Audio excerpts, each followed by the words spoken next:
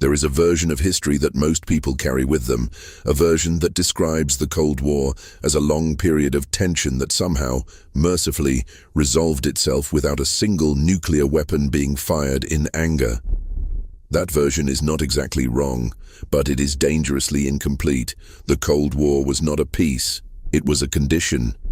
A sustained, institutionalized, procedurally managed state of readiness for the complete destruction of human civilization, maintained simultaneously by two governments, staffed by hundreds of thousands of people, automated in ways that were never fully disclosed, and designed to function even if every decision-maker on both sides was already dead.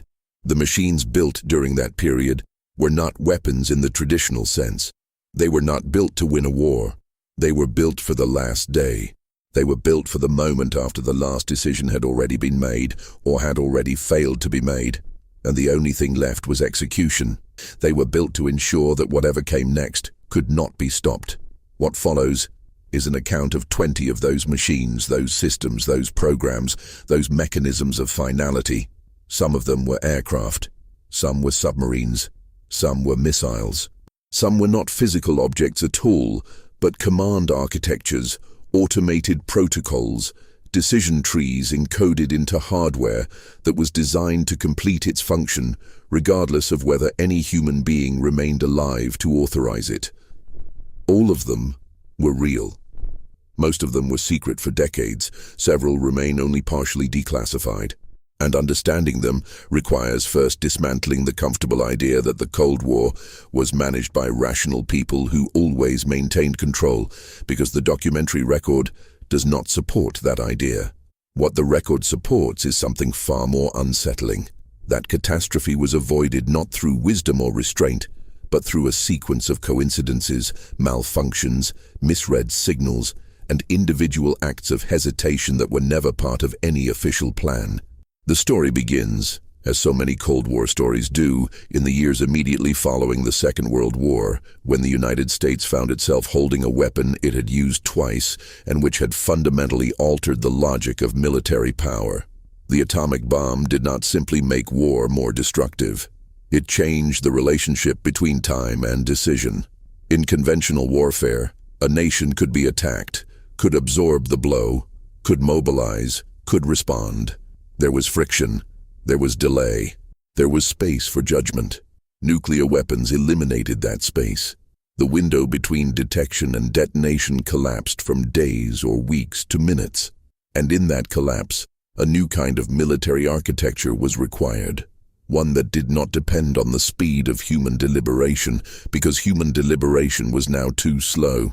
The Americans understood this first, because they had to. In the late 1940s and early 1950s, while the Soviet Union was still developing its own nuclear capability, American strategists were already working on the problem of what happened after the Soviets caught up. What happened when both sides had weapons capable of destroying the other's major cities within 30 minutes of launch? The answer they arrived at, the answer that would shape everything that followed, was a doctrine of deterrence built on the credible threat of retaliation. If you strike us, we will strike back, and the damage we inflict will be sufficient to make your initial strike not worth it. That was the theory. The machines built to execute that theory were something else entirely. The first of those machines, and one that shaped every strategic calculation that followed, was the Boeing B-52 Stratofortress, though describing it simply as an aircraft misses what it actually represented in the Cold War architecture. The B-52 was not just a bomber, it was a statement of continuous commitment. Beginning in 1960, the United States Strategic Air Command maintained a program called Operation Chrome Dome, in which nuclear-armed B-52s were kept aloft at all times, flying predetermined routes, circling holding points near the borders of the Soviet Union, ready to receive a go code and continue inbound. This was not an exercise. This was not a drill conducted occasionally to maintain readiness. This was a permanent operational condition that continued for years. At any given moment during the height of Chrome Dome, there were between 8 and 12 nuclear-armed aircraft in the air, fully fueled, fully armed, crewed by men who understood exactly what their mission was and who had been trained to complete it. The logic behind Chrome Dome was not aggressive in the way that word is usually understood. It was defensive in the most extreme sense. Strategic Air Command's leadership, particularly under General Curtis LeMay, had concluded that a Soviet first strike aimed at American airfields could potentially destroy the bomber fleet on the ground before it could launch. The solution was to ensure that a portion of the fleet was always already airborne, always beyond reach, always capable of completing its mission, even if every American base had been destroyed. The bombers in the air were the guarantee. They were the irreducible minimum of retaliatory capacity, the thing that made a Soviet first strike irrational, because even if it succeeded completely on the ground, these aircraft would still reach their targets. What this created, however, was a system under constant operational stress. Aircraft flying continuous multi-day missions, refueling in the air, carrying live nuclear weapons over populated areas, over oceans, over everything, and the stress produced failures. On January 17, 1966, a B-52 conducting a Chrome Dome mission collided with a KC-135 tanker aircraft during an aerial refueling operation over Palomares, Spain. The tanker exploded immediately. The B-52 broke apart. 4 hydrogen bombs fell from the disintegrating aircraft. 2 of them impacted the ground and ruptured, scattering plutonium and uranium across the Spanish countryside. 1 landed relatively intact in a dry riverbed. 1 fell into the Mediterranean Sea and was not recovered for nearly 3 months. The area around Palomares required an extensive decontamination effort. The United States government initially attempted to minimize the incident and then, when it could not be minimized, managed the information environment around it with considerable care. The weapons did not detonate. But plutonium contamination does not require detonation to cause harm, and the people living near Palomares would spend decades navigating the consequences. Less than 2 years later, in January 1968, another Chrome Dome B-52 went down, this time near Thule Air Base in Greenland, after a cabin fire forced the crew to bail out. The aircraft crashed on the ice of North Star Bay. All 4 hydrogen bombs it was carrying were destroyed in the resulting fire and explosion. Radioactive contamination spread across a significant area of ice and sea. A recovery operation, conducted in secret and involving hundreds of American and Danish workers, attempted to collect the debris. One of the bomb components, a secondary stage, was never found and is believed to remain somewhere on the floor of Baffin Bay. The Danish government, which officially maintained a nuclear-free policy and had not been informed that American aircraft were routinely carrying live weapons over its territory, found itself in an extraordinarily difficult position. The agreement that had made these overflights possible had never been publicly acknowledged by either government. Operation Chrome Dome was suspended after the Thule accident. But the systems it had been designed to support did not disappear. They adapted. The logic of continuous airborne alert migrated into other platforms, other architectures, other machines that were in some ways far more consequential than the bombers themselves. Among those machines, few were as consequential and as little understood by the general public as the EC-135 Looking Glass aircraft, which represented an entirely different category of Cold War system. Looking Glass was not a weapon delivery platform. It was a command and control aircraft, a flying command post designed to ensure that the nuclear chain of command could survive a Soviet decapitation strike aimed at eliminating American leadership. The aircraft was operated by Strategic Air Command and carried a general officer and a battle staff capable of directing nuclear operations from the air. From February 3, 1961, until July 24, 1990, a Looking Glass aircraft was in the air at all times without interruption, 24 hours a day, 7 days a week, for 29 years. Not a single day passed without at least one of these aircraft airborne. The implications of this are worth sitting with for a moment. For nearly 3 decades, the United States maintained an airborne command post capable of ordering the launch of nuclear weapons continuously, without pause. The aircraft were equipped with communication systems capable of reaching submarines, land-based missiles, and bombers. They carried the codes necessary to authenticate launch orders, and they were designed to operate in an environment where Washington had already been destroyed, where the president was already dead, where the normal chain of command had already been severed. The general officer aboard Looking Glass was not a backup to the National Command Authority. He was the plan for after the National Command Authority no longer existed. This was not a secret in the broad sense. Strategic Air Command acknowledged the existence of the program, but what was not publicly understood was the degree to which Looking Glass represented an institutionalization of the post-apocalyptic command problem. The United States government had built and maintained, at enormous expense for nearly 30 years, an aircraft whose primary purpose was to manage the end of the world from a position of sufficient altitude and distance to survive the initial exchange and still execute retaliation. That is not deterrence in the conventional sense. That is something closer to a commitment mechanism, a machine designed to ensure that the decision to retaliate could not be unmade by the destruction of the people who had made it. The Soviet equivalent of this problem produced a different and in many ways more extreme solution, one that would not become widely known in the West until after the Cold War ended. The system was called perimeter, and it was known informally within the Soviet military establishment by a name that translates roughly as dead hand. Perimeter was a semi-automatic nuclear launch system designed to ensure Soviet retaliation even in the event that all Soviet command authority had been destroyed. It worked, in simplified terms, like this. If the system detected indicators consistent with a nuclear attack, including seismic signals, radiation levels, overpressure measurements, and the absence of communication from senior command authorities, it would initiate a sequence that could result in the automated launch of Soviet intercontinental ballistic missiles without any human authorization at the point of launch. The missiles did not need a general to authorize them. They needed only the absence of a signal telling them not to launch.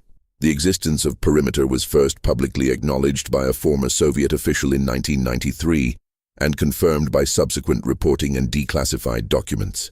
American officials who learned of it at various points during the Cold War found it almost incomprehensible, not because the concept was irrational within Soviet strategic logic, but because it represented a formalization of something that American planners had generally tried to keep informal: the idea that retaliation could be automated. The Americans had built systems that deleged authority downward in crisis conditions, that pre-delegated launch authority to field commanders under certain circumstances, that created procedures allowing relatively junior officers to execute nuclear launches if higher authority was unavailable.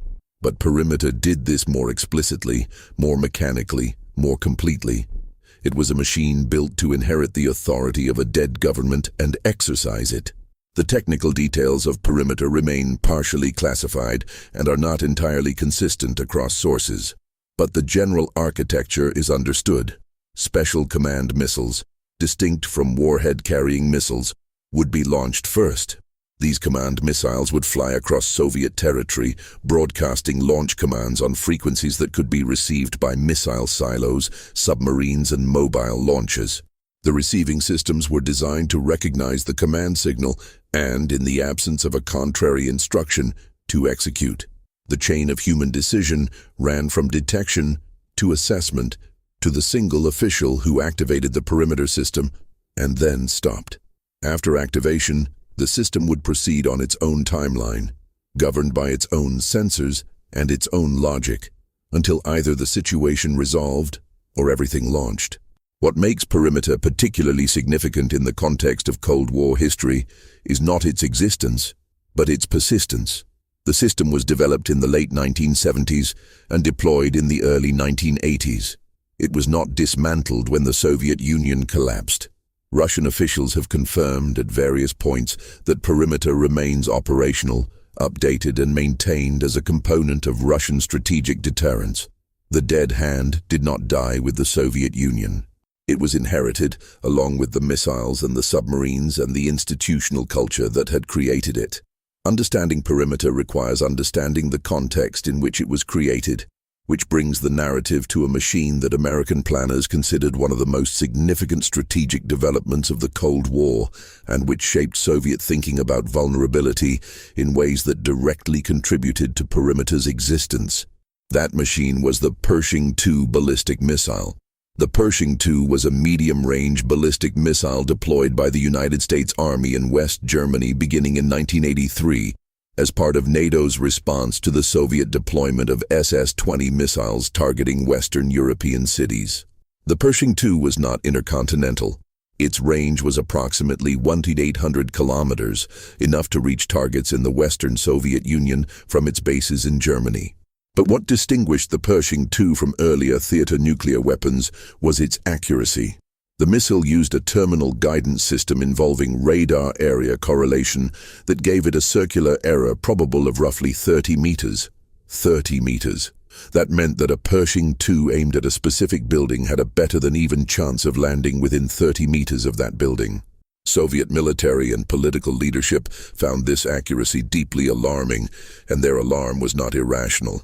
A weapon accurate enough to destroy hardened military command bunkers was a fundamentally different kind of threat than area weapons that could only destroy cities. The Americans had built something that could, in theory, execute a decapitation strike against Soviet leadership with sufficient precision to make a response difficult or impossible. And the flight time from West Germany to Moscow was approximately 6 to 8 minutes. 6 to 8 minutes. That was the window in which Soviet leadership would need to detect the launch, assess whether it was real, make a decision, and issue orders. The Pershing II did not just threaten Soviet territory. It threatened the Soviet decision cycle itself. The Soviet response was not purely military. It was also institutional. If the decision cycle could not be guaranteed under Pershing II attack conditions, the solution was to build a system that did not depend on the decision cycle at all. Perimeter was, in significant part, a response to the Pershing II. The Americans had built a weapon so fast and so accurate that it endangered the Soviet ability to respond. The Soviets had built a machine that made the ability to respond irrelevant. Together, these two systems created a condition in which the first few minutes of a conflict might determine everything, and in which automated responses had effectively replaced deliberate ones. The Pershing II itself was eventually eliminated under the Intermediate Range Nuclear Forces Treaty signed in 1987. But the institutional logic it had created, the logic of speed outpacing decision, of automation as the only reliable response mechanism, remained embedded in both sides' strategic thinking long after the missiles were gone. The question of what happened in the ocean during the Cold War is one that receives less attention than the land-based and airborne systems, partly because submarines operate in a domain of almost complete opacity, and partly because the incidents that occurred there were among the most aggressively classified of any category of Cold War events. The submarine forces of both the United States and the Soviet Union maintained a continuous operational presence throughout the Cold War that involved levels of proximity and risk that were not acknowledged for decades. The Ohio-class ballistic missile submarine represented the American answer to the survivability problem that the Air Force was solving with Looking Glass and Chrome Dome. A submarine carrying ballistic missiles and operating at depth in the ocean was essentially invisible to the technologies of the era. It could not be targeted. It could not be preemptively destroyed. And unlike aircraft, which eventually had to land, submarines could remain on patrol for months. The Ohio-class boats carried up to 24 Trident missiles, each capable of carrying multiple independently targetable warheads. A single submarine on patrol represented more destructive potential than all the conventional weapons used in the entirety of the Second World War, and it was designed to be impossible to find. The Soviets understood this perfectly, which is why they invested enormous resources in anti-submarine warfare, in the development of quieter submarines of their own, and in a network of passive acoustic listening systems called SOSUS, which the Americans had also built, stretched across the North Atlantic floor, capable of detecting submarine signatures at ranges of hundreds of miles. The underwater domain became a theater of continuous, silent competition that occasionally crossed into something approaching direct confrontation. The Soviet equivalent of the Ohio class, in terms of strategic role, was a series of submarine classes culminating in the Project 667 series and ultimately the Typhoon class, the largest submarines ever built, which were designed to operate under Arctic ice and launch missiles from positions the Americans would have difficulty reaching. The Typhoon was so large, so heavily compartmentalized, and so internally complex that it was effectively a submarine within a submarine, with inner pressure hulls and outer hulls separated by space containing fuel, ballast, and equipment. Its sheer size was itself a kind of statement, a machine built to survive the initial exchange by being unreachable, and to execute retaliation from beneath the ice of the Arctic Ocean. What the public record of Cold War submarine operations reveals, when those records have been declassified or when participants have spoken about their experiences, is a pattern of close encounters, near collisions, and incidents involving nuclear-armed submarines that was significantly more frequent and more dangerous than anything officially acknowledged at the time. American submarines conducting intelligence-gathering missions against Soviet naval installations regularly operated at distances and in conditions that involved considerable risk. Soviet submarines, tracked by the Americans and aware on some occasions that they were being tracked, sometimes behaved in ways that created acute danger. One of the most significant and most extensively documented of these encounters involved not American and Soviet submarines directly, but a Soviet submarine and the question of nuclear launch authority at sea. In October 1962, during the Cuban Missile Crisis, a Soviet Foxtrot-class submarine, designated B-59, was operating in the Caribbean, attempting to evade a pattern of American anti-submarine forces that had been deployed as part of the naval quarantine of Cuba. B-59 had been submerged for days.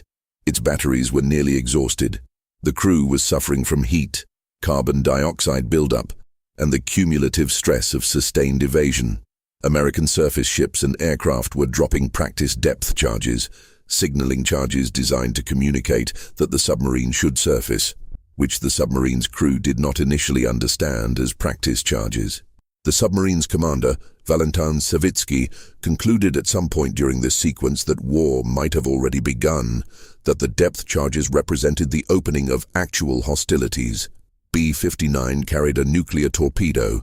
The torpedo could be authorized for launch by the agreement of 3 officers: the commander, the political officer, and the brigade commander, Vasily Arkhipov, who happened to be aboard B-59 on this patrol as the senior officer of a submarine brigade. Savitsky reportedly wanted to launch the torpedo. The political officer reportedly agreed. Arkhipov refused. He insisted the submarine surface and establish communication before any weapons were used. After what accounts describe as an intense and difficult confrontation, Savitsky agreed to surface. B-59 surfaced, was illuminated by American aircraft, and eventually made its way back to the Soviet Union. The nuclear torpedo aboard B-59 was never fired.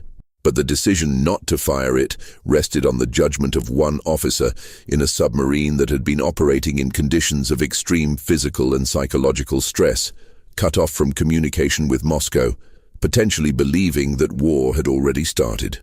The system had not produced this outcome through its design. The system had produced conditions in which the outcome was determined by one person's refusal to agree. That refusal is not celebrated in any institutional record. It did not receive a formal commendation. Arkhipov died in 1998 and received recognition from Western scholars and researchers only years later, well after his death. The Cuban Missile Crisis produced other near misses that were similarly contingent, similarly dependent on individual decisions made under conditions of extreme uncertainty, and similarly absent from the official narrative of the period.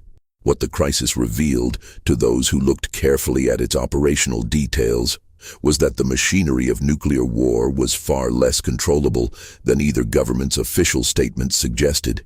Commands did not always reach their intended recipients. Recipients did not always interpret those commands correctly. Officers at multiple levels of both command structures made independent judgments that could have produced catastrophic outcomes.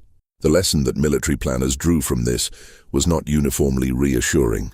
Some concluded that procedures needed to be tightened, that communication needed to be improved, that command authority needed to be clarified. Others concluded that tighter procedures would not be enough, that the fundamental problem was the speed mismatch between the decision timeline and the event timeline, and that the only reliable solution was to pre-delegate authority or automate response. The machines that followed in the years after 1962 reflected this second interpretation as much as the first. Among those machines, the Minuteman Intercontinental Ballistic Missile System represents a case study in how nuclear weapons management evolved toward something that challenged conventional ideas of human control. The Minuteman program began in the late 1950s and was intended to provide a land-based deterrent force that was hardened, dispersed, and quick to launch. The missiles were placed in underground silos distributed across the American Great Plains, designed to survive all but a direct hit. They could be launched within minutes of a command being received, and the command and control architecture surrounding them was designed to ensure that launch could occur even under extreme degradation of the normal authority structure. What this meant in practice was that the procedures for launching Minuteman missiles involved a carefully constructed system of redundancy that delegated authority downward under specified conditions. If normal communication from higher authority was unavailable, if Washington was not responding, if the established protocols for verifying command authenticity were not functioning as designed, procedures existed for launching under the direction of relatively junior officers. The emergency war order procedures that govern this were classified, and their specific contents have never been fully disclosed. But the general architecture is known, a system designed to ensure that launch could occur even in the absence of clear command authority, because the alternative, a system that could be paralyzed by destroying its command structure, was considered more dangerous than one that could act without perfect authorization. This created an uncomfortable logical reality that planners on both sides understood but rarely stated explicitly. A nuclear force that could be rendered inoperable by eliminating its command structure would incentivize the other side to target that command structure first.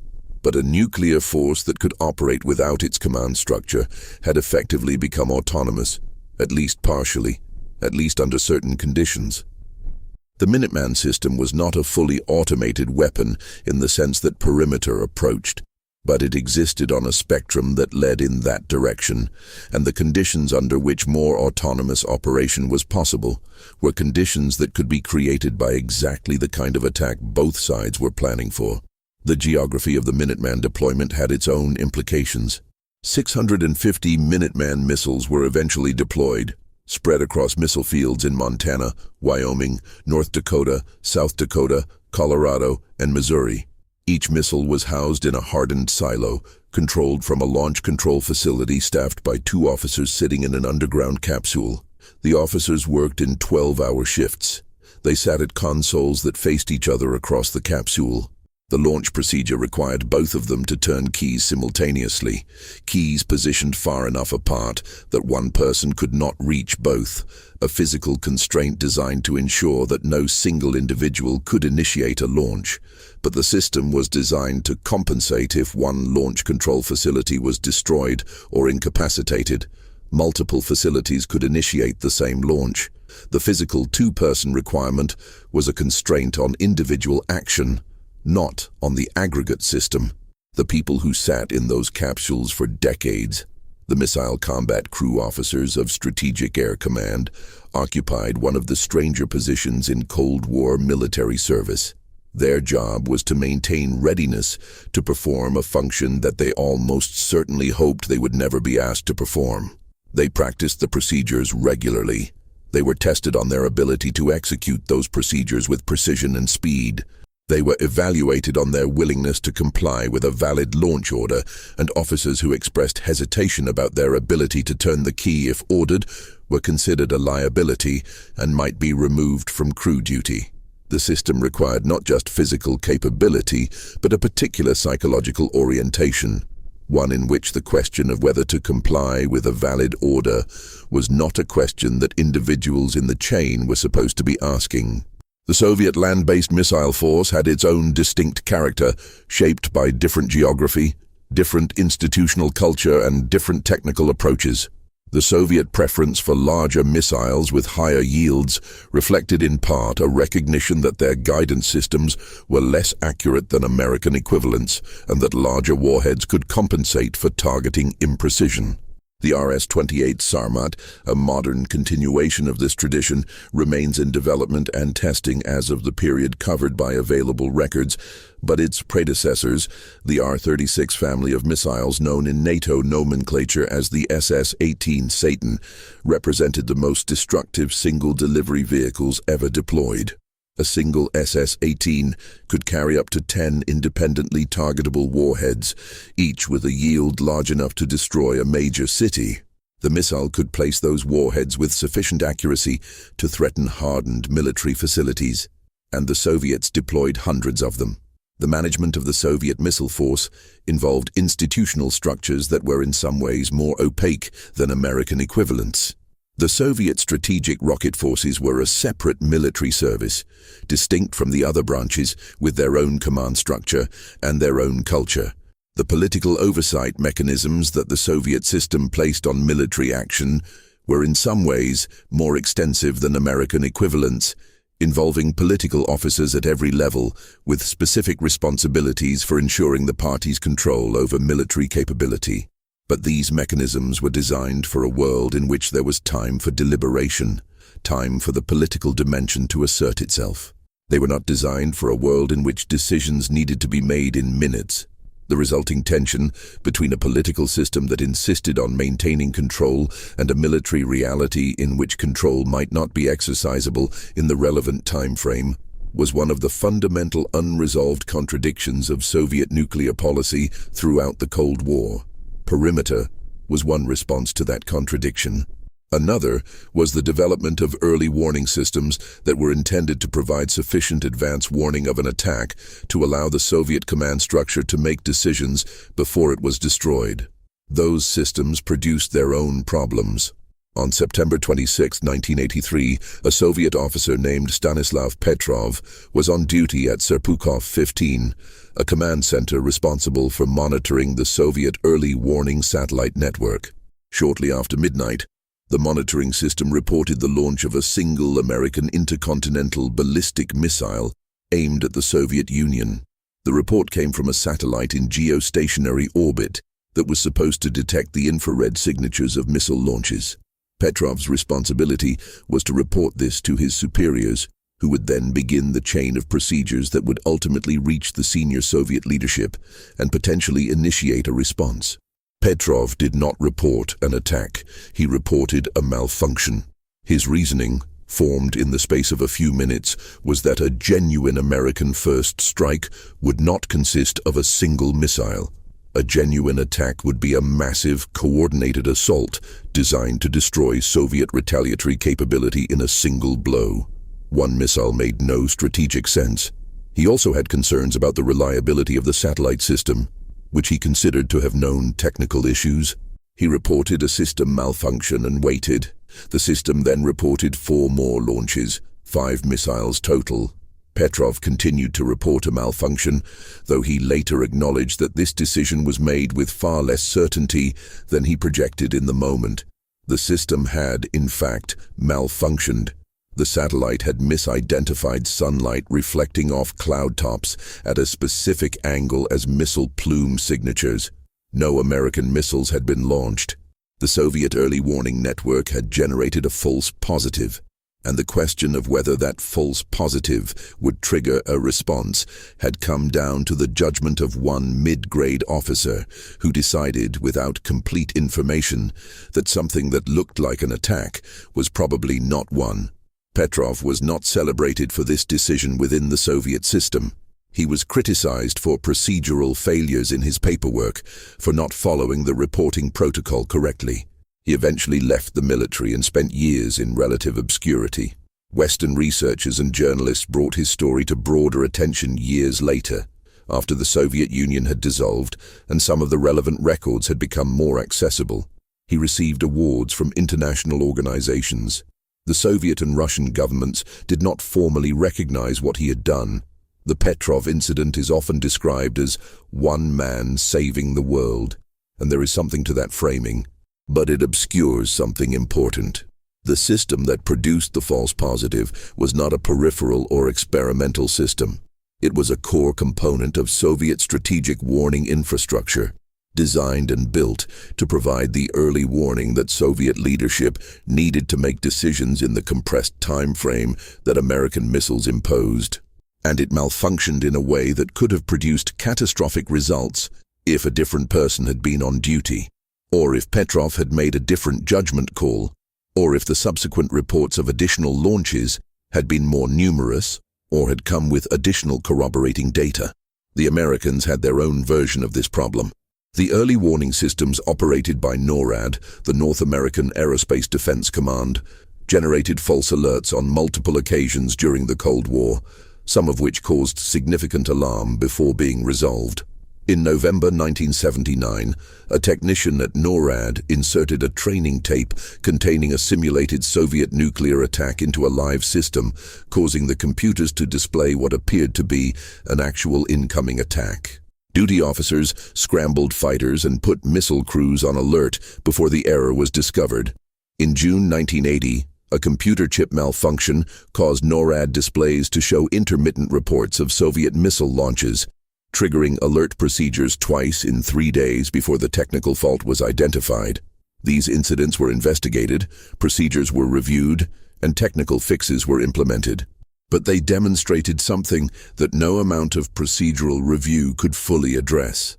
A system operating at the speed that nuclear warning required, processing enormous volumes of sensor data and attempting to distinguish real events from noise, was going to generate errors.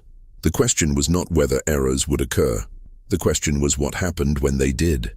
And the answer to that question was always the same. It depended on the people who were there at that moment and the judgments they made. The institutions on both sides tried to solve this problem by adding layers of verification, by requiring multiple independent confirmations before alert levels escalated, by building in delays that created space for second guessing. But every layer of verification, every additional delay, was also a reduction in the speed of response that both sides considered essential to survivability.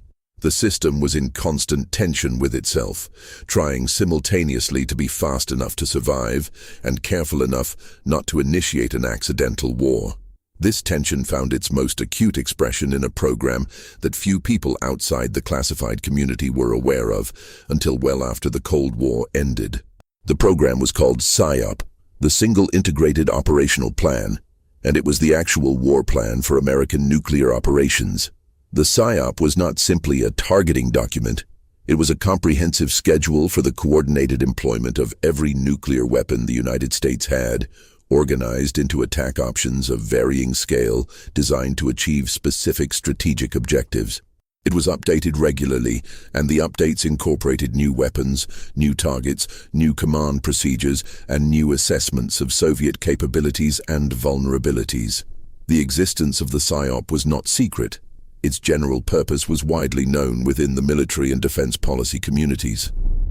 But its specific contents, its actual target lists, its damage expectation calculations, its allocation of weapons to objectives, these remained classified at the highest levels. What has been revealed through declassification over the years is disturbing in ways that go beyond the expected.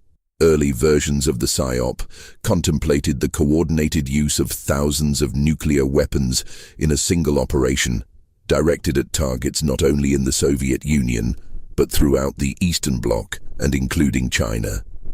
Estimates of expected fatalities from these early plans ran into the hundreds of millions.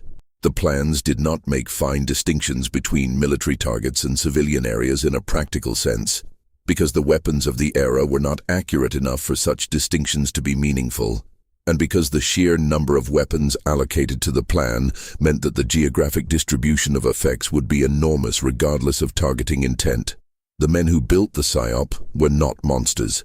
They were working within a specific institutional and strategic logic that produced specific outputs. The logic was, to deter a Soviet attack, we must be able to inflict unacceptable damage in retaliation. To ensure we can inflict unacceptable damage even after absorbing a first strike, we must have more weapons than the first strike can eliminate. To ensure those weapons can reach their targets, we must plan their employment in detail. To plan their employment, we must have a comprehensive target list. And the target list, in an adversary state the size of the Soviet Union, with the military infrastructure it possessed, ran to thousands of entries. The mathematics of the PSYOP were the mathematics of deterrence taken to their operational conclusion. The conclusion involved plans for the deaths of hundreds of millions of people. The B-2 Spirit bomber, which entered service toward the end of the Cold War but was developed throughout it, represented a different kind of machine, one designed not for the massive coordinated first strike of early PSYOP thinking, but for something more precise, more survivable, and in its own way more disturbing. The B-2 was a stealth aircraft, designed to be essentially invisible to radar, capable of penetrating the most sophisticated air defense systems the Soviets could deploy, and delivering conventional or nuclear weapons to targets deep inside defended territory. Its development cost was staggering. Its per-unit cost, when eventually disclosed, was more than $2 billion per aircraft.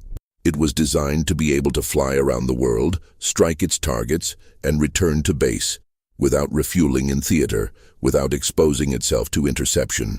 The B-2's design reflected a specific strategic insight, that the long-range bomber would not survive in a high-density air defense environment using traditional approaches, that the future of strategic aviation required either extreme range combined with standoff weapons or extreme stealth combined with precision penetration. The B-2 chose penetration. It was built to go into the most dangerous airspace on Earth and come out the other side. And the targets it was designed to strike in the Cold War context were not cities, but specific hardened facilities, command bunkers, missile silos, leadership compounds, precisely the kind of high-value military targets that accuracy and survivability made accessible in ways they had not been before. The Air Force that flew the B-2 operated it with a level of security consciousness that bordered on the obsessive. The aircraft was stored in climate-controlled hangars designed to protect its radar-absorbing coatings. Ground crews worked under strict protocols. The flight profiles used during operational missions were classified.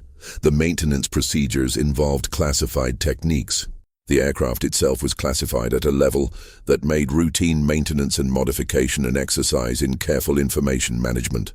A weapon system that cost $2 billion per unit and whose effectiveness depends entirely on the adversary not knowing how it works generates institutional behaviors that shape everything around it. Alongside the B-2 in the American Strategic Toolkit was a family of air-launched cruise missiles that represented a different approach to the problem of penetrating Soviet defenses. The AGM-86 air-launched cruise missile and its successors were small, cheap, relative to ballistic missiles, and numerous. A single B-52 could carry multiple cruise missiles. Each cruise missile could fly at low altitude using terrain-following guidance, effectively hiding from radar behind hills and valleys, navigating with extraordinary precision using TERCOM, terrain contour matching, which compared radar altimetry readings against stored maps of the intended flight path. The cruise missile did not need to be fast or powerful in the conventional sense. It needed only to be invisible and accurate, and it was both. The Soviet response to the cruise missile threat was to invest heavily in low-altitude air defenses, which created its own set of complications. The geometry of defending against a weapon that can fly very low and very slow is different from the geometry of defending against a fast, high-altitude ballistic missile. Low-altitude defense requires a different sensor architecture, a different interceptor philosophy, and a different geographic distribution of assets. The Soviets built this architecture, but building it consumed resources and attention that might have gone elsewhere, and it was never complete. The cruise missile, by forcing a specific defensive investment, shaped Soviet military priorities in ways that had cascading effects on other capabilities. The Tomahawk cruise missile, which entered service in the early 1980s in both nuclear and conventional variants, extended this logic to naval platforms. A submarine or surface ship equipped with Tomahawk missiles became a strategic platform, capable of contributing to the nuclear war plan from virtually anywhere in the world's oceans. This dispersal of strategic capability, from dedicated strategic forces to naval platforms that also had conventional missions, created planning and command problems that neither side had fully resolved by the time the Cold War ended. A surface ship armed with Tomahawk missiles that was also engaged in a conventional naval operation occupied an ambiguous position in the war plan. Its adversary could not necessarily distinguish between its conventional and nuclear roles, and under conditions of crisis escalation, that ambiguity could be dangerous. The American Navy maintained its own nuclear arsenal throughout the Cold War that was substantially larger than most public accounts suggested. Surface ships, carrier aircraft, submarines, and land-based naval aviation all had nuclear roles at various points. The organizational management of this arsenal, the procedures for handling the weapons, maintaining them, accounting for them, ensuring they were available when needed but not accessible when not needed, occupied a significant portion of naval administrative capacity and generated a security apparatus of considerable complexity. Within that apparatus, accidents occurred. The most significant American naval nuclear accident of the Cold War involved not a submarine or a warship, but a carrier aircraft. On December 5, 1965, a Skyhawk attack aircraft, loaded with a live B-43 nuclear bomb, rolled off the deck of the USS Ticonderoga into the Pacific Ocean while the carrier was conducting flight operations. The pilot, the aircraft, and the bomb went into the ocean and were never recovered. The location at the time was approximately 80 miles from the Japanese coast. The Japanese government was not informed of the accident. The Navy did not publicly acknowledge it for nearly 20 years, when the information emerged through a combination of document releases and journalistic investigation.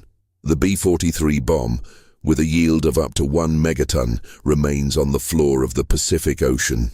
The Ticonderoga incident is a useful illustration of how the management of nuclear weapons during the Cold War generated a parallel universe of information, one visible to those inside the classification system, and one presented to everyone else. The Japanese public's relationship with nuclear weapons, shaped by Hiroshima and Nagasaki, was politically and emotionally charged in ways that made American nuclear deployments in and around Japan a constant source of diplomatic sensitivity. The United States maintained a policy of neither confirming nor denying the presence of nuclear weapons on specific ships or aircraft, a policy that allowed operations to continue while avoiding the political confrontations that explicit acknowledgement would have provoked. This policy produced a situation in which American allies were sometimes uninformed about nuclear accidents occurring in their territorial waters or airspace. The West German government had a similar relationship with the American nuclear weapons deployed on its territory. West Germany hosted a significant number of American tactical nuclear weapons throughout the Cold War. Weapons designed to be used against Soviet ground forces in the event of a Warsaw Pact conventional offensive into Western Europe. These weapons were stored at sites distributed across the country, maintained by American custodial units, and available for delivery by both American and West German aircraft and artillery. West German pilots were trained to deliver nuclear weapons. West German artillery units had procedures for employing nuclear shells. The West German government was formally a non-nuclear state under the Nuclear Non-Proliferation Treaty, the arrangements under which its forces had access to and training on nuclear weapons were managed under a NATO framework called dual-key arrangements, which technically maintained American physical custody while allowing Allied employment under specific authorization conditions. The tactical nuclear weapons deployed in West Germany were not, in the main, designed for strategic purposes. They were designed to be used on a battlefield that happened to include West German towns and farms and roads. The targeting plans for these weapons, developed by NATO military authorities and coordinated with American strategic planning, contemplated their use in scenarios where Soviet armored forces had penetrated NATO defenses and were advancing through German territory. The use of a nuclear weapon on advancing Soviet armor in the German countryside was not a simple military decision. It was a political decision of the highest order, one that could not be made by a field commander, one that required national-level authority from multiple governments simultaneously.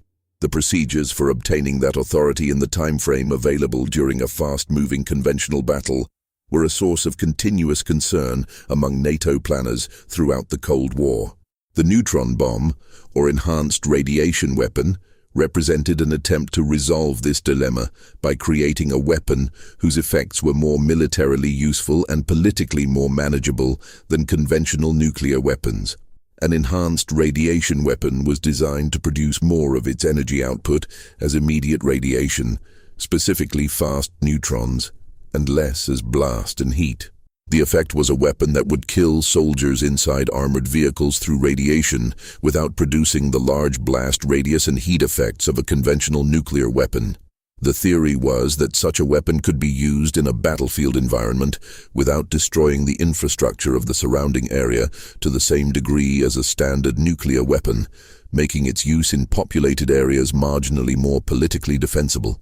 President Carter approved the development of the neutron bomb in 1977 and then cancelled the production decision in 1978 after a public controversy that revealed deep ambivalence within NATO about the use of nuclear weapons in any form. The Soviet propaganda campaign against the neutron bomb was particularly effective, characterizing it as a capitalist weapon that killed people while preserving property. This characterization was strategically pointed, but technically accurate in a limited sense. Carter's reversal angered European allies who had politically accepted the weapon deployment and then been left exposed by an American policy change.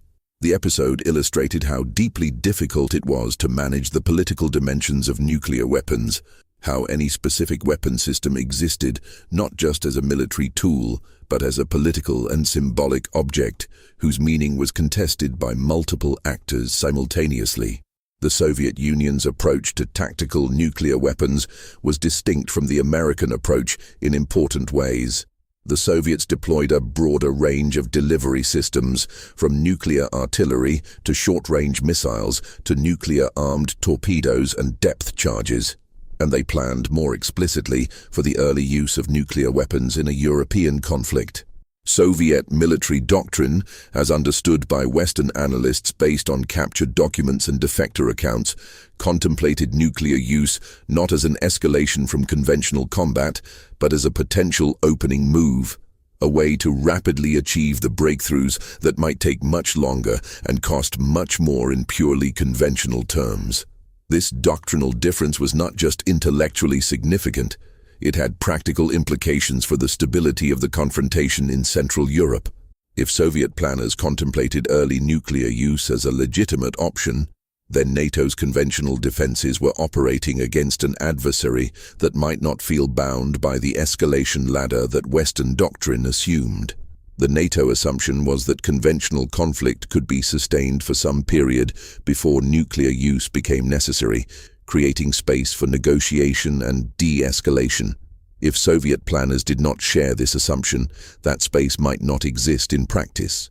The SR-71 Blackbird reconnaissance aircraft occupied a particular position in this environment, not as a weapon, but as a machine that gathered the information that weapons depended on. The SR-71 flew at speeds and altitudes that made it essentially uncatchable by any Soviet interceptor or surface-to-air missile system of the era. It cruised at Mach 3.2 above 80,000 feet and could cross the continental United States in about an hour. Its cameras and sensors could collect imagery and signals intelligence from precise locations along its flight path, producing information about Soviet military dispositions, installations, and activities that no other platform could reliably obtain. The SR-71's contribution to Cold War stability is difficult to quantify precisely. But there is a reasonable argument that reconnaissance capability of this kind made the overall system more stable rather than less. Accurate intelligence about Soviet capabilities reduced the degree to which American planning had to rely on worst-case assumptions. It allowed more precise targeting, which in practice meant fewer weapons needed for specific objectives. It provided warning of Soviet activities that might otherwise have been ambiguous or alarming. The SR-71 did not shoot anything, but it helped shape the environment in which decisions about shooting were made. The Soviet equivalent, and in some technical respects the Soviet superior in reconnaissance capability, was the network of reconnaissance satellites that both sides developed from the late 1950s onward. The Corona program, America's first operational photographic reconnaissance satellite, produced imagery from orbits over Soviet territory that would have been impossible to obtain through any other means. The quality of early satellite imagery was limited by the technology of the time, but even limited imagery of Soviet missile installations, naval bases, and military production facilities provided information of incalculable strategic value. By the time later systems were fielding imagery of significantly higher resolution, the ability to monitor Soviet military activity from space had become foundational to American strategic planning. The Soviets were conducting the same operations against the United States and were obtaining information that shaped their planning in parallel ways. The mutual surveillance conducted from orbit created a kind of forced transparency that may have reduced some categories of misunderstanding while creating new ones. Both sides knew with some precision what the other had. Both sides knew that the other knew. This knowledge became a factor in the negotiations that produced arms control agreements, because the ability to verify compliance depended substantially on satellite reconnaissance, and both sides had an interest in maintaining satellite surveillance capabilities that they had also attempted to attack in various ways through anti-satellite programs. The American anti-satellite program and its Soviet counterpart represent another category of Cold War machine that operated almost entirely outside public awareness until partially disclosed in later years.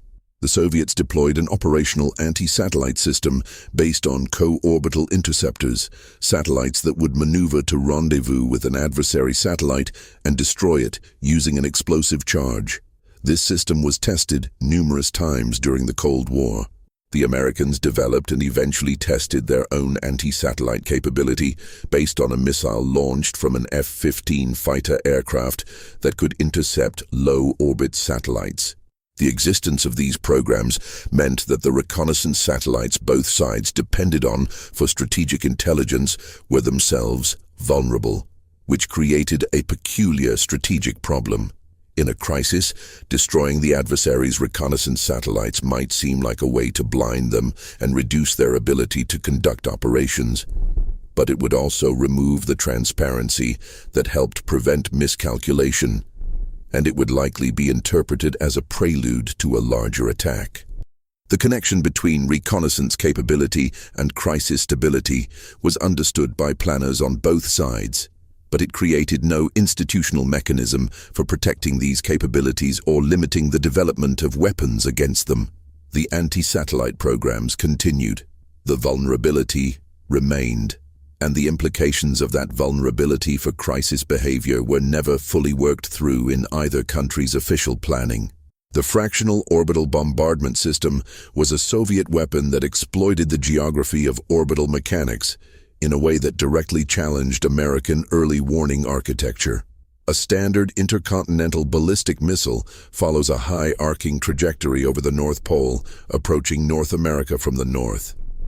American early warning radar systems were arrayed to detect this specific approach geometry. They were optimized for threats coming from a specific direction.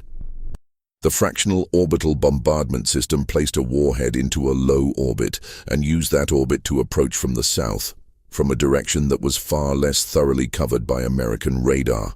The weapon would not complete a full orbit, hence the name fractional orbital, but would instead deorbit and descend to its target from an unexpected direction, arriving with significantly less warning time than a standard ballistic missile. The FOBs exploited not a technical failure in American defenses, but a geographic and economic assumption. The assumption that the most threatening approach route was the polar one, and that resources should be concentrated there.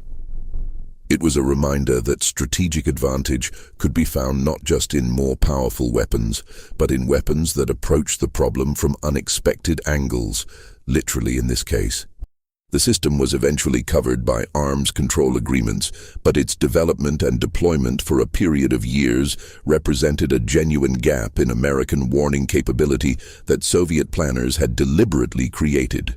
The Lance missile system and its various NATO equivalents represented the endpoint of tactical nuclear weapons in the ground forces context, systems that had been integrated into conventional military units, trained with as part of regular operations, and planned for in ways that made the boundary between conventional and nuclear conflict increasingly unclear. A corps commander with Lance missiles available was a commander who had, on paper, access to nuclear fires as an option alongside conventional artillery and air support. The training, the doctrine, the targeting procedures were all developed and exercised. What was never exercised, because it could not be, was the political dimension of actually using them. The process of obtaining the necessary national-level authorizations in the time available across multiple alliance governments, under conditions of combat stress and communications degradation.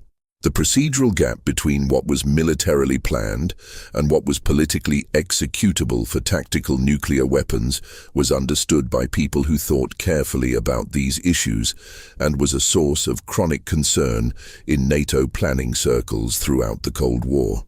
Various studies and exercises had explored the question of how long the authorization process would actually take in a realistic crisis scenario, and the results were consistently uncomfortable.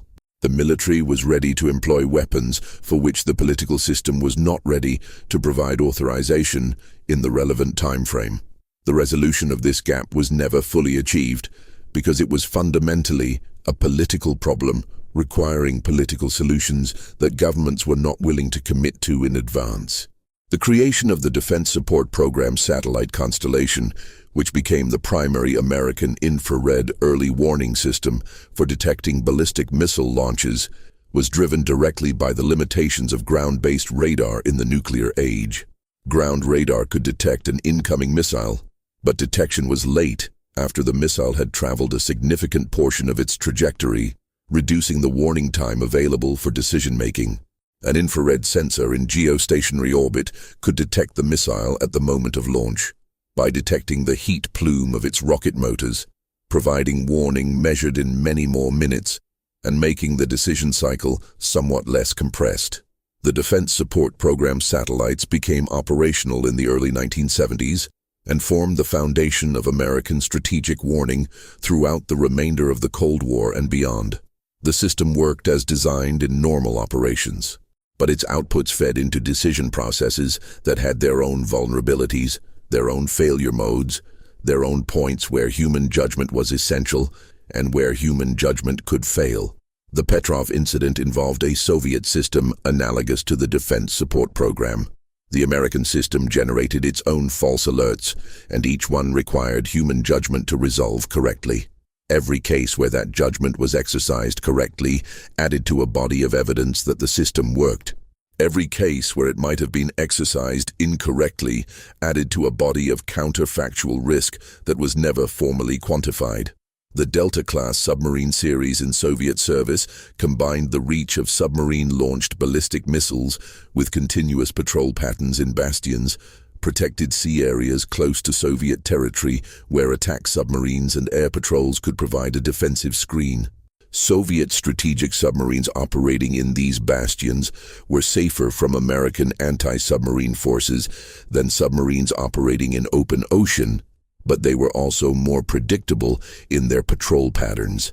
The bastion strategy reflected a different set of operational trade-offs than the American approach of hiding submarines across the vast open oceans, trading unpredictability for protection. It reflected Soviet geographic constraints, the limited access to open ocean that Soviet naval bases provided, and a different doctrinal emphasis on keeping strategic assets close enough to home that they could be defended. The interaction between American attack submarines hunting in and around these bastions and Soviet defense forces generated some of the most dangerous underwater confrontations of the Cold War. American submarines that penetrated bastion defenses to track Soviet ballistic missile submarines were engaging in operations that, in wartime, would constitute acts of war, and that, in peacetime, existed in a gray zone whose legal and political character was never formally defined. Both sides knew what was happening. Both sides had incidents. Most of those incidents were never publicly acknowledged. One of the more significant collisions between American and Soviet submarines occurred in 1992, already after the Soviet Union had dissolved, when the American submarine USS Baton Rouge and the Russian submarine Sierra-class K-276 collided in international waters off the Kola Peninsula. The collision damaged both submarines, but neither sank. It occurred in waters that were among the most heavily patrolled of any ocean area during the Cold War, where American and Soviet submarines had been operating in close proximity for decades. The fact that this particular collision occurred after the formal end of the Cold War was a reminder that the operational patterns and geographic fixtures of that competition did not dissolve with the political system that had created them. Among the most obscure and in some ways most psychologically disturbing of all Cold War machines were the various systems developed for what strategists called continuity of government, the preservation of government authority and decision-making capacity under nuclear attack conditions. These programs, which in the American case eventually became formally organized under the Federal Emergency Management Agency and predecessor organizations, involved the construction of hardened underground facilities at multiple locations, the maintenance of secret relocation sites for senior government officials, and the development of elaborate procedures for transferring government authority in the event of a catastrophic attack on Washington. The Greenbrier facility in West Virginia, a luxury resort hotel, contained a secret government relocation bunker that was maintained for members of Congress for roughly 3 decades. The facility was completely unknown to the public until a Washington Post reporter, Ted Gupp, wrote about it in 1992 based on information from sources within the government. The article ended the facility's operational status, as its effectiveness depended entirely on the Soviets not knowing where Congress would relocate, and once published in a major newspaper, that location was no longer secret. But the existence of the facility illustrated something about the planning mindset, that officials had spent decades preparing in detail for a scenario in which Washington was destroyed, in which Congress needed to be relocated and reconstituted, in which government had to continue functioning in the immediate aftermath of a nuclear attack. The Mount Weather facility in Virginia, the Raven Rock Mountain Complex in Pennsylvania, and various other hardened sites around the country formed a network of bunkers designed to maintain governmental continuity under attack. The planning associated with these facilities involved questions that were simultaneously technical and profoundly political. Who would be saved? In what order of priority? Under what criteria? The lists of personnel designated for evacuation to these facilities reflected decisions about who was essential to governmental continuity, decisions that had never been publicly debated or approved by any democratic process. They were made by officials within the executive branch in consultation with military planners under the classification umbrella that protected all continuity of government planning. The Soviet system had its own extensive network of deep underground facilities, some of which were excavated during the Cold War, at scales that only became clear when partial information emerged after the Soviet collapse. A facility known as Yamantau Mountain in the Ural region was the subject of considerable American intelligence concern in the 1990s when satellite imagery showed construction activity at a scale that suggested something very large being built underground. Russian officials offered various explanations that American analysts found unconvincing. The full character of the facility has never been officially disclosed by the Russian government. The continuity of government programs are machines in the most institutional sense of the word. Not physical devices, but organized systems of procedures, facilities, personnel, and authority designed to perform a specific function under specific conditions. The function they were designed to perform was the continuation of governmental authority after a nuclear exchange. The implicit assumption in their design was that such continuation was possible, that a government could survive the deaths of millions or hundreds of millions of its citizens and continue to exercise meaningful authority over whatever remained. Whether that assumption was realistic was a question that planners mostly did not ask, because the alternative to planning for continuation was to acknowledge that the systems they were maintaining were designed to preside over conditions that made continuation meaningless. Project Azorian represents a different kind of Cold War machine. Not a weapon or a warning system, but an intelligence collection operation of almost novelistic ambition. In 1968, a Soviet Golf-class submarine designated K-129 sank in the Pacific Ocean under circumstances that remain somewhat unclear, taking its crew of 98 men and its payload of nuclear weapons and cryptographic equipment to the ocean floor. American assets located the wreck at a depth of approximately 3 miles. The CIA determined that recovering the submarine would be an intelligence prize of incalculable value, providing access to Soviet nuclear warhead design, missile technology, communication equipment, and code materials. The problem was recovering a submarine from 3 miles down in the open ocean, beyond the reach of any existing technology, in a way that did not alert the Soviets to what was happening. The solution was a cover story and a purpose-built ship.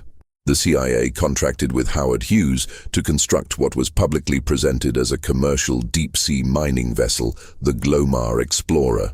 The ship was equipped with a massive claw mechanism concealed within a deployable barge that was designed to lower to the ocean floor, grasp the submarine, and raise it to the surface enclosed within a submersible barge that would bring the wreckage up hidden from Soviet satellite observation.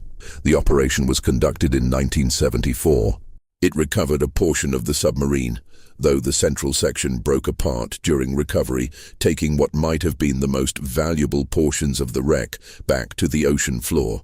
The portion recovered yielded some intelligence value: the bodies of 6 Soviet sailors who were buried at sea with military honors in a ceremony that was filmed and later given to the Russian government.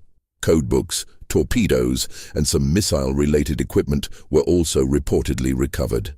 The operation was not a complete success, but it was not a failure either. It was a remarkable demonstration of what resources and ingenuity could accomplish when applied to an intelligence problem that most people would have considered impossible. The existence of the Glomar Explorer and its true purpose was kept secret until journalist Seymour Hersh began making inquiries in 1975. And the story broke before the CIA had completed its exploitation of the recovered material. The CIA asked major American media organizations to hold the story for national security reasons. Some did, for a period, others did not, and the story eventually ran. The operation was not repeated. The Glomar Explorer gave rise to what became known as the Glomar response, a formulation used by government agencies when asked to confirm or deny classified operations. We can neither confirm nor deny the existence of. This bureaucratic phrase, born from a specific attempt to manage the disclosure of a Cold War intelligence operation, became a fixture of American government information management that persists decades after the Cold War ended. The language of secrecy generated its own institutional vocabulary. The development of the submarine-launched ballistic missile, and specifically the technologies that allowed accurate guidance of a missile launched from a moving platform underwater, represented one of the more technically challenging accomplishments of the Cold War. The problem was essentially this: a submarine launching a missile does not know with precision where it is. It knows approximately where it is, based on navigation systems, but the ocean is not a fixed reference frame, and a submarine moving through it is subject to currents, depth variations, and instrument errors that accumulate over time. Launching a missile with an accurate trajectory requires knowing the launch point with considerable precision. How do you know where you are when you are underwater, moving in the dark? The solution involved multiple converging technologies. Stellar inertial navigation that could update position estimates by brief exposures of periscopes or antennas to navigation signals, inertial navigation systems of increasing precision that could maintain accurate estimates of position over longer periods, and ultimately, satellite navigation that provided position updates of very high precision. As these technologies improved, the accuracy of submarine-launched ballistic missiles improved correspondingly, transforming submarines from platforms capable of delivering area weapons against cities into platforms capable of threatening hardened military targets with sufficient accuracy to have genuine counterforce potential. This transition was strategically significant because it meant that submarines, previously immune from targeting because they could not be found, were becoming capable of threatening the hardened silos that housed the other side's missiles. Combined with the survivability that the ocean provided, this made ballistic missile submarines potentially first-strike weapons, capable of initiating an attack against land-based forces while remaining invulnerable themselves. Whether any planner seriously contemplated this use is unclear from declassified records, but the capability existed and shaped how both sides thought about the vulnerability of their land-based forces. The MIRV, the Multiple Independently Targetable Re-Entry Vehicle, was in many ways the most consequential single technological development of the Cold War, after the hydrogen bomb itself. Before MIRV, a single missile carried a single warhead. After MIRV, a single missile could carry multiple warheads, each guided to a different target. This fundamentally changed the arithmetic of nuclear arsenals. A nation with 1,000 missiles and MIRV technology might have 3,000 or 5,000 or more deliverable warheads. Defenses that could intercept 1,000 missiles might not be able to intercept 3,000 warheads. Arms control treaties that counted missiles rather than warheads drastically understated the destructive capacity they supposedly constrained. The MIRV was developed by the United States and deployed in the late 1960s, and the Soviets followed within a few years. Together, the two sides built arsenals that, at their peak in the 1980s, contained tens of thousands of nuclear warheads, each capable of destroying a city, mounted on delivery vehicles of increasing sophistication and reliability. The total destructive capacity of these arsenals was not measured in individual explosions, but in aggregate effects. The potential for multiple nuclear winters, the collapse of agricultural systems across the Northern Hemisphere, the disruption of enough infrastructure to make the survival of organized human society uncertain. Planners worked within this environment as though it was simply a very large logistics problem, because there was no other way to work within it professionally. The Minuteman III, the operational backbone of the American land-based missile force for decades, was equipped with MIRV technology. Each missile carried up to 3 independently guided warheads. The Peacekeeper missile, which replaced some Minuteman IIIs in the 1980s, carried 10 warheads. The Peacekeeper's name was chosen with deliberate irony or deliberate denial, depending on one's perspective. It was the most accurate and most heavily armed land-based missile the United States ever deployed, and it was given a name that emphasized stability rather than destructive potential. It was eventually retired under arms control agreements. The Minuteman III continues to serve as of the period covered by available records. The Soviet RS-20, the SS-18 in NATO terminology, carried its own multiple warheads and was accurate enough to threaten hardened targets.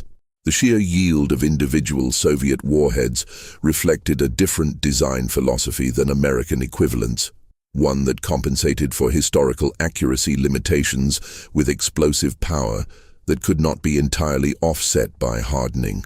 A missile silo hardened to withstand a great deal of overpressure could still be destroyed if the weapon aimed at it had a large enough yield to damage the surrounding rock structure itself.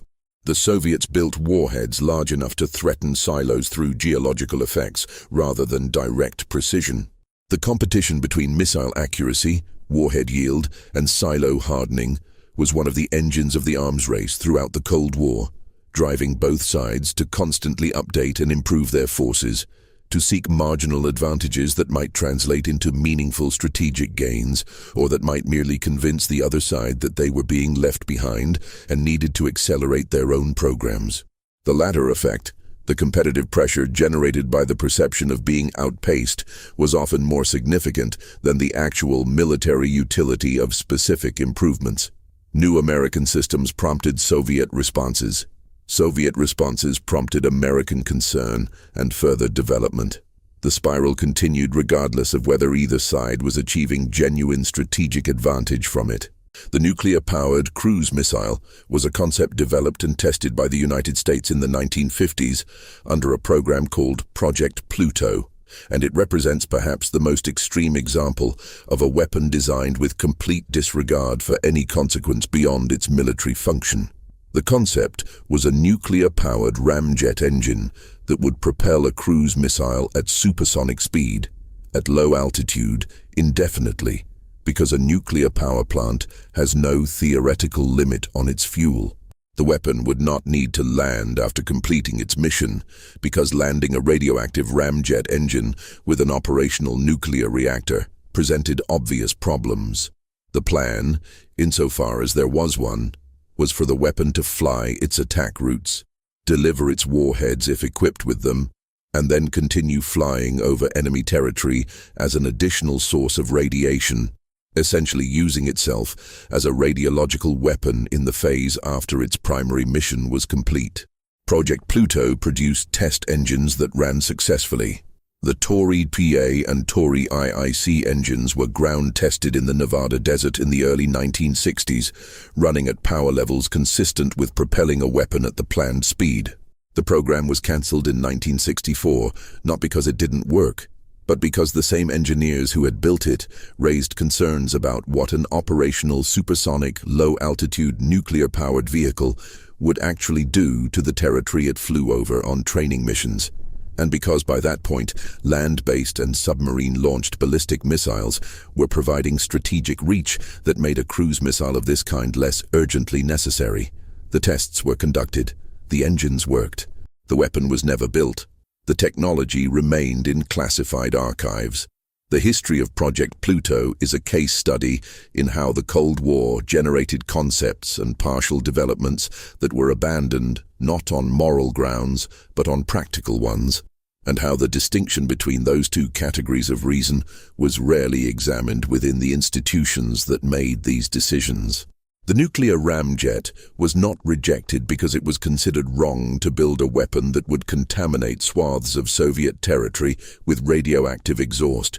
It was rejected because ballistic missiles were more reliable, and because training operations with an unshielded nuclear reactor traveling at supersonic speeds over American territory presented logistical challenges that the Air Force was not prepared to manage. The ethical dimension of the weapon's design was not a factor in its cancellation in any documented sense. The X-17 re-entry vehicle program and related efforts to develop maneuvering re-entry vehicles during the Cold War reflected the same logic that drove all offensive weapons development: the need to defeat defenses. As both sides developed ballistic missile defense programs, the pressure to develop missiles whose warheads could maneuver during the terminal phase of flight, evading interception, grew correspondingly. A maneuvering re-entry vehicle, capable of changing its trajectory after leaving the atmosphere, was significantly harder to intercept than a ballistic one whose trajectory was predictable from the moment of observation. The development of this capability and the development of defenses against it constituted another closed loop of the arms race, each advance in one domain driving an advance in the other, neither side achieving the stable superiority that would have ended the competition. The Anti-Ballistic Missile Treaty of 1972 was an attempt to interrupt this loop by limiting ballistic missile defenses to levels low enough that they would not motivate massive offsetting increases in offensive forces. The logic was that if neither side could build effective defenses, the offensive balance would remain stable, and neither side would need to build more offensive weapons to overcome the other's defenses. The treaty worked, in the sense that it constrained the development of missile defense systems for decades. It did not work, in the sense that the competition continued in other domains, and the treaty was eventually withdrawn from by the United States in 2002. The Strategic Defense Initiative, announced by President Reagan in 1983, was an explicit challenge to the logic of the ABM Treaty and to the deterrence theory that had organized American nuclear policy for decades. Reagan proposed research into defensive technologies that might eventually make nuclear weapons obsolete, replacing the logic of assured destruction with the logic of assured defense.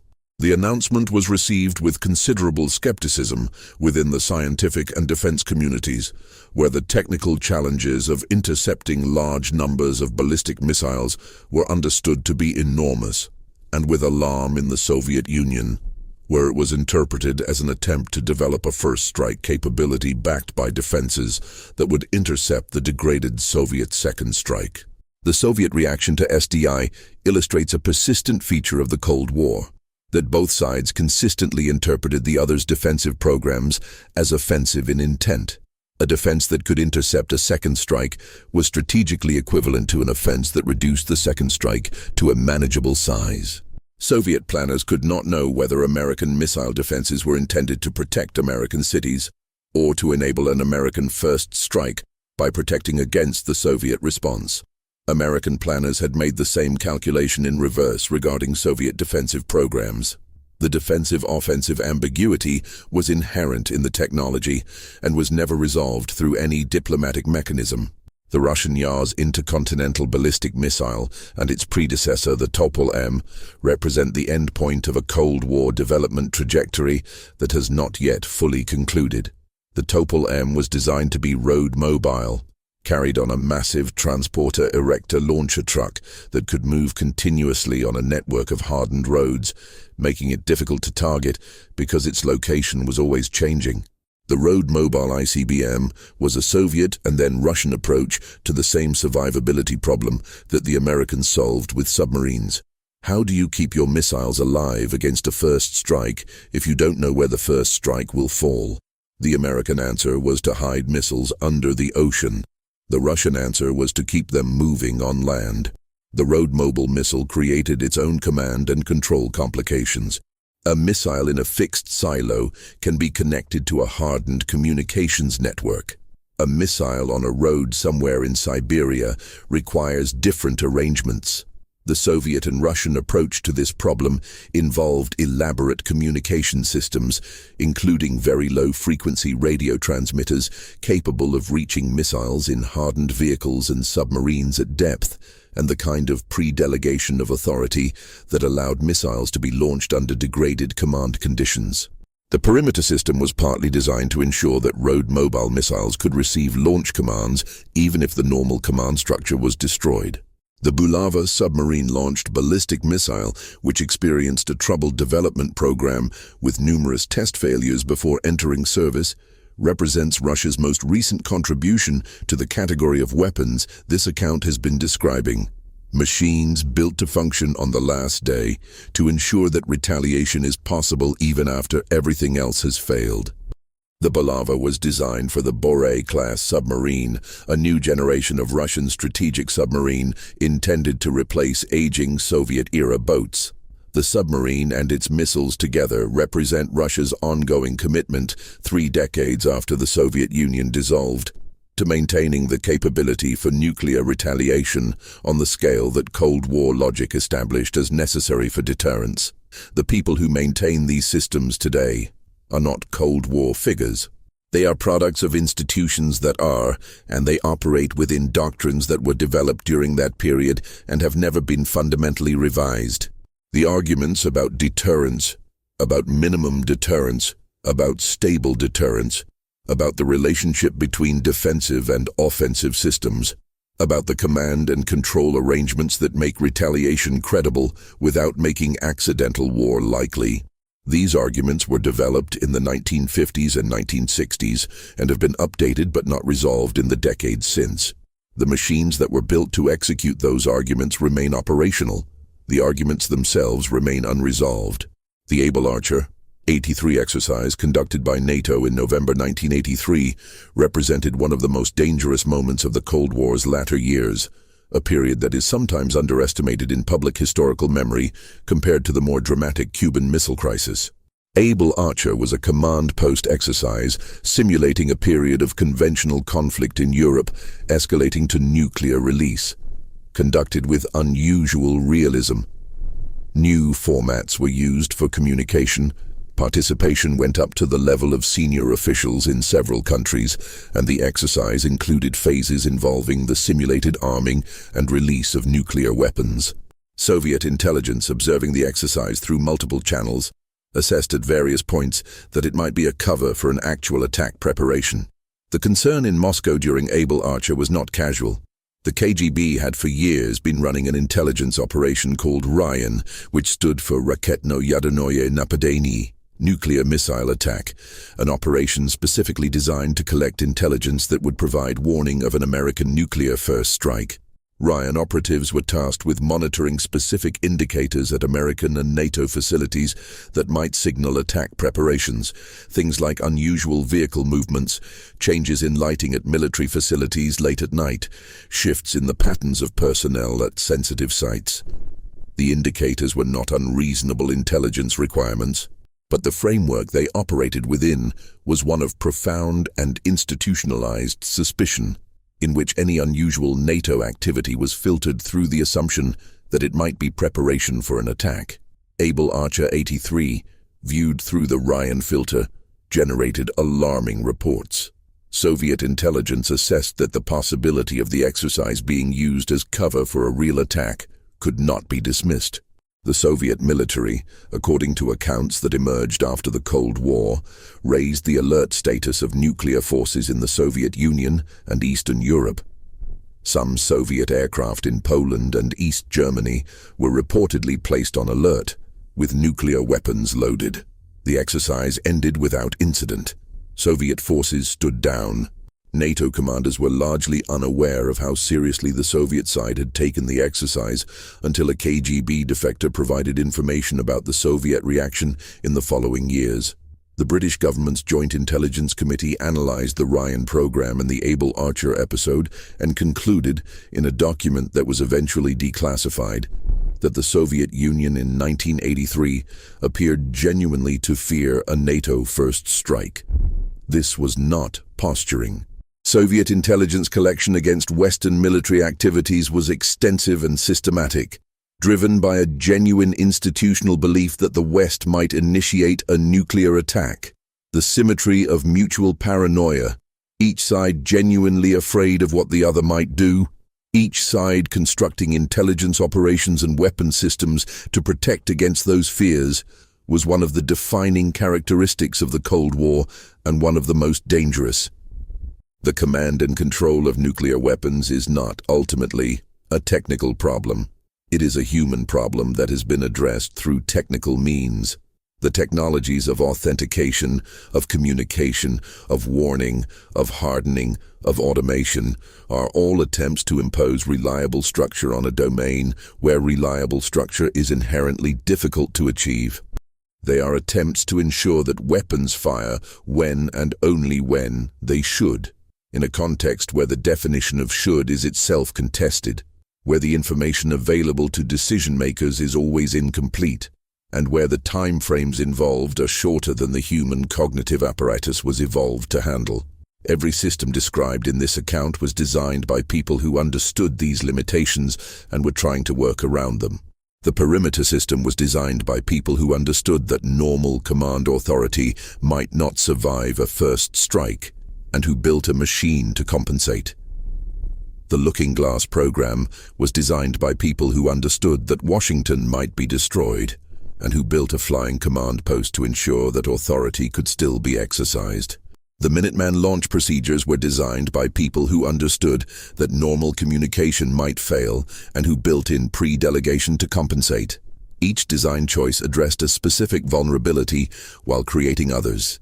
The aggregate of these choices produced a system of enormous complexity, operating continuously, involving hundreds of thousands of people across 2 countries and multiple allied nations, carrying weapons of total destructive potential and depending for its safe operation on an unbroken chain of correct decisions, correct sensor readings, correct interpretations, and correct human judgments. That chain held. It held for 4 decades. It held through miscalculations and accidents and false alerts and political crises and technological failures and individual moments of fear and confusion. Whether it held because of the design of the systems or in spite of it, whether it held because of the wisdom of the people involved or because of their hesitations and doubts, whether it held because rational deterrence worked as advertised or because luck intervened at specific critical moments, is a question that the historical record does not allow to be answered with confidence in any direction. What the historical record does allow is a description of what was built and what nearly happened. The machines were real. The accidents were real. The false alerts were real. The moments when individual human beings, operating under conditions of extreme stress and uncertainty, made judgments that proved to be correct, were real and were contingent. Arkhipov refusing to agree on the submarine. Petrov reporting a malfunction rather than an attack. Unnamed duty officers making the right call during NORAD alerts. Individual choices made by individual people. Inside systems that were supposed to make individual choices less necessary. The Cold War ended officially in 1991 with the dissolution of the Soviet Union, the reunification of Germany, the withdrawal of Soviet forces from Eastern Europe, and the replacement of a bipolar confrontation with something more complex and less clearly defined. The machines built during the Cold War did not end with it. The Minuteman missiles remained in their silos.